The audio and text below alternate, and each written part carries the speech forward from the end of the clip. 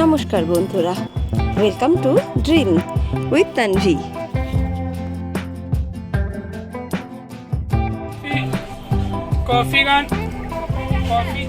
ছুটি পড়লেই মনটা কেমন উড়ু উড়ু হয়ে যায়, তাই না?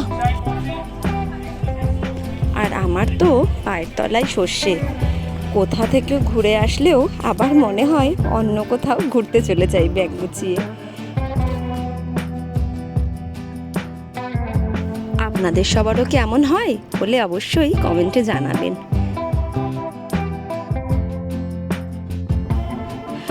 প্রথমেই তো লোকাল ট্রেন আপনাদের দেখিয়ে দিলাম, তারপরে আমরা পৌঁছে গিয়েছি লোকাল ট্রেনে করে শিয়ালদা।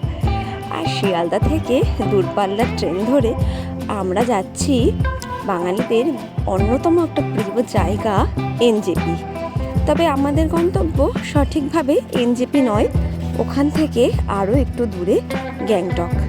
সেটা তো আপনারা অবশ্যই থাম্বনেল দেখে বা পিকআপের ছোট্ট একটু ট্রেলার দেখে জানতেই পেরেছেন।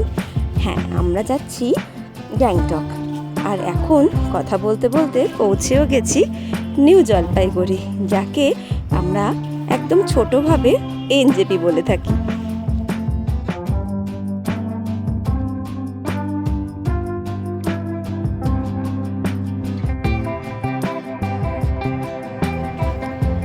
ট্রেন থেকে নেমে পড়েছি, আর দূরে ওই যে দেখা যাচ্ছে বোর্ডে নিউ জলপাইগুড়ি লেখা।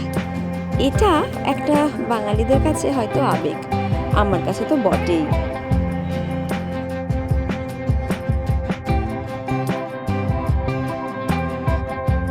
এই স্টেশন চেনার সবথেকে বড় হচ্ছে গিয়ে এই ইঞ্জিনটা তার নিদর্শন।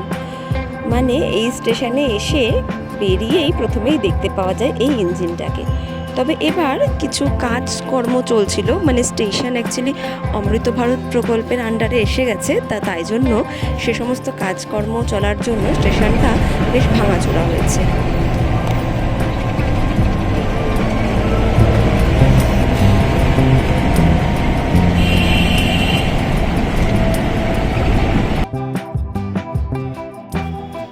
কি সকলে দেখতে পাচ্ছেন তো ওই যে দূরে পাহাড়।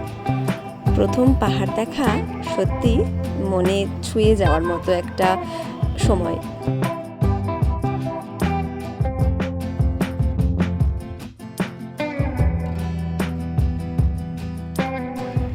অনেক সকালেই ট্রেন আমাদের পৌঁছে গেছিল এনজেপিতে। সকাল থেকে শুধু চা বিস্কুট ছাড়া আর বেশি খাওয়া হয়নি, তাই আমাদের ড্রাইভার দাদার কথা মতো আমরা এই হোটেলটাতে দাঁড়িয়ে পড়েছিলাম সকালের ব্রেকফাস্ট করার জন্য। এখন আমরা পৌঁছে গেছি গ্যাংটকের প্রবেশদ্বারে, যেখানে ঢুকতে গেলে একটা সিকিউরিটি চেকিং হয়। অবশ্য বাংলার লোক দেখলে, মানে ইন্ডিয়ান লোকেদের ক্ষেত্রে খুব একটা প্রবলেম হয় না। হয়তো বাংলাদেশি বা অন্যান্য কোনো দেশ থেকে আসলে তখন হয়তো চেকিংটা অনেক বেশি হয়। আমাদের ক্ষেত্রে পারমিট পেতে কোনো অসুবিধা হয় না।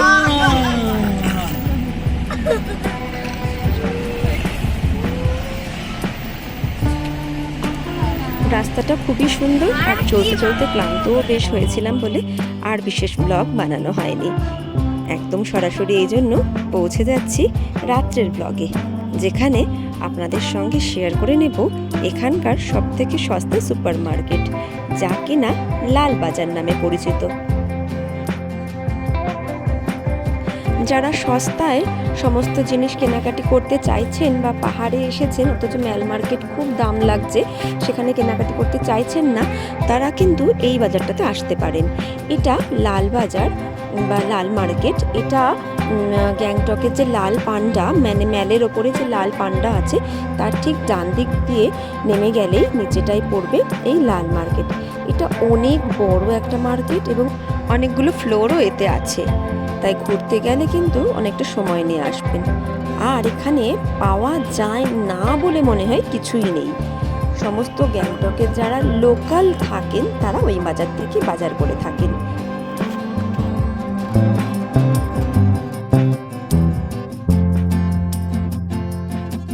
যারা আগে এসেছেন তারা তো দেখেই চিনতে পাচ্ছেন যে এটা গ্যাংটকের ম্যাল। যারা নতুন এসেছেন তাদের বলে রাখি, এটা গ্যাংটকের ম্যাল, যেটা ভীষণভাবে সুন্দর সুসজ্জিত আর সব ভীষণ পরিষ্কারও বটে। ম্যাল মানে আসলে ম্যাল ঠিক বলবো না, পাহাড়ি লোকেরাই ভীষণ পরিষ্কার, তো এটা ভীষণ পরিষ্কার পরিচ্ছন্ন জায়গা।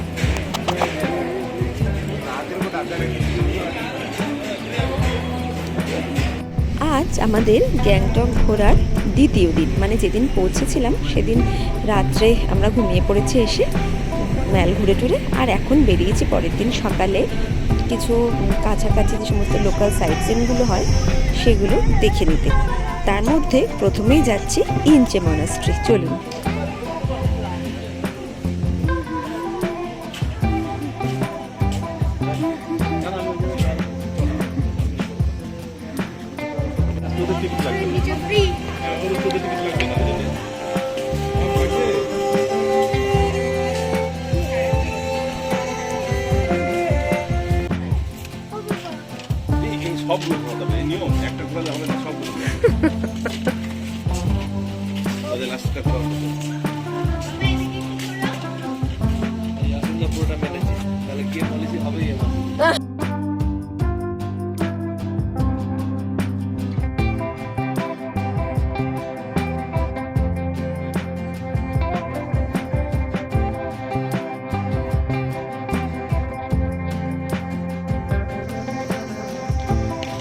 ইনচে মনাস্ট্রি, এটাই আজকে আমাদের প্রথম যাত্রা আর প্রথম সাইট সিনের প্রথম নিদর্শন।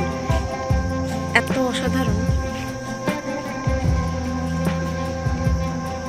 সত্যি চোখে না দেখলে এই বুদ্ধিস্ট টেম্পলগুলো যে এত সুন্দর হয় আর এত পিস যেন সত্যি মানে এখানেই রয়েছে এমন মনে হয়।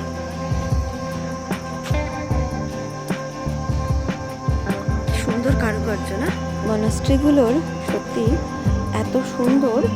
আমার তো শুধু মনে হয় এখানেই বসে থাকি, আর অন্য কোথাও কোনো সাইট সিনে যাব না। মনাস্ট্রি ঘুরতে সত্যি আমার ভীষণ ভালো লাগে।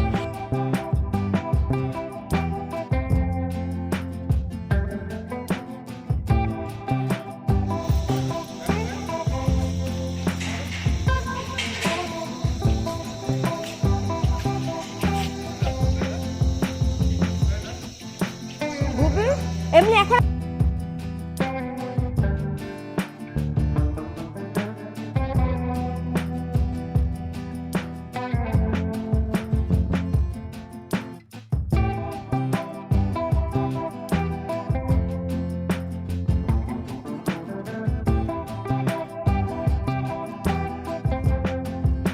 আমাদের পরবর্তী সাইট সিনের নাম হলো হনুমান টক, আর তার থেকে অসাধারণ ভিউ আমরা দেখতে পেয়েছি, যেটা আপনাদের সাথেও শেয়ার করছি।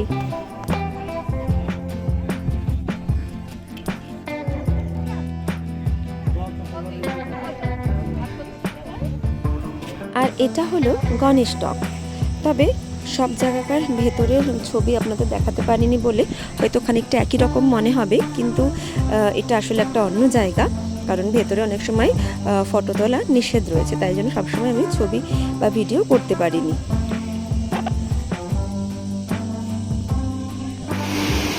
আর এইটা তো অসাধারণ, সেটা হলো বনঝাঁকড়ি ফলস।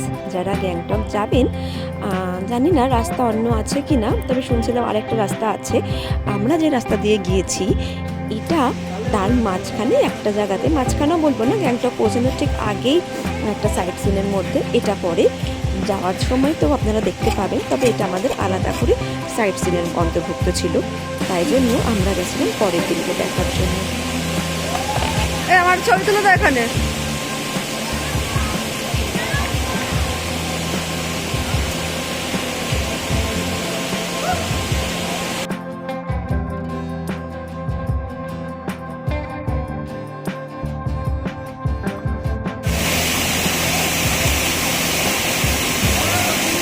এইখানে এসে আমার বেশ পুরনো স্মৃতি মনে পড়ে গেছে। সেটা হলো আমি আমার হানিমুনে কিন্তু ঠিক 14 বছর আগে এখানে এসেছিলাম, মানে আমার হানিমুন ছিল গ্যাংটকে। আর এই যে এই ড্রাগনটা দেখছেন, এর সামনে কিন্তু আমাদের ছবি ছিল ঠিক 14 বছর আগের। কখনো সুযোগ হলে সেই ছবি দুটো একসাথে কোলাজ করে শেয়ার করব। পুরো হট করে দেখলে বোঝা যাবে না।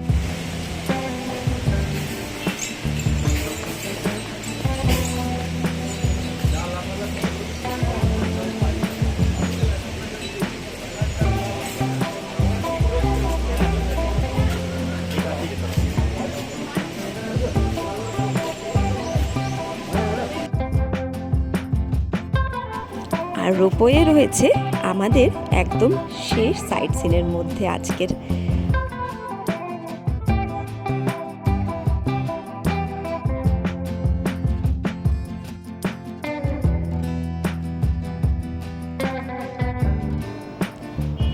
আমি তবে বলবো, যারা অনেকে মনে করছেন যে রোপওয়ে তো অনেক চড়েছি আর আলাদা করে কি চড়বো রোপওয়ে, তাদের জন্য বলবো গ্যাংটকে এসে এই রোপওয়েটাকে কিন্তু একদম মিস করবেন না। এটা আপনাদের গ্যাংটকের একটা সুন্দর ভিউ দেবে, যেটা আপনি কখনোই গাড়ি নিয়ে ঘুরে দেখতে পাবেন না। গ্যাংটক শহরটাকে সুন্দরভাবে দেখাবে।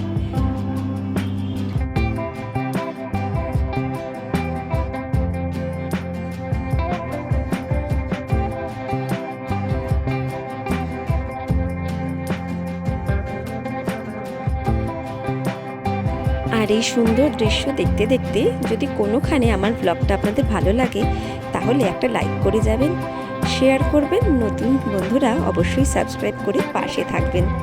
সকলে ভালো থাকবেন। আজকের ব্লগটা আমি এখানেই শেষ করছি। এরপরে দেখা হচ্ছে গ্যাংটকের দ্বিতীয় পর্বে, তাই জন্য এখনই কিন্তু সাবস্ক্রাইব করে রাখবেন, তাহলে আর পরবর্তী ব্লগটা মিস হবে না। সকলে ভালো থাকবেন।